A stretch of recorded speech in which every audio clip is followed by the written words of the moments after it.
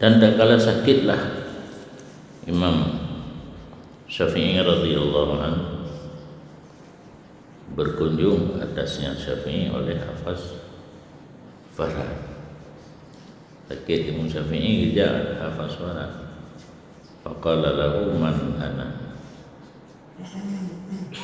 Maka bertanya Hafaz Farad bagi Imam Syafi'i.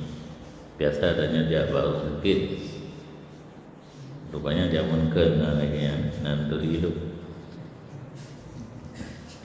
nandurilu.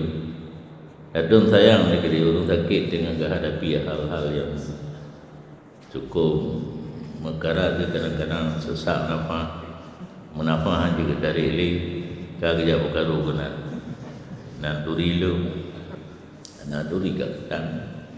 Yang penting orang sakit sunat ini ada sunat dikunjungi, dan tata cara kunjungi orang sakit kita orang taklim di rumah bahawa yang kita boleh tahu orang sakitnya kita tahu daerah bawah bahawa juga di rumah doa yang long ingat as'alullahal azim rabbal arsyil karim ay yusfiyaka bi sifai.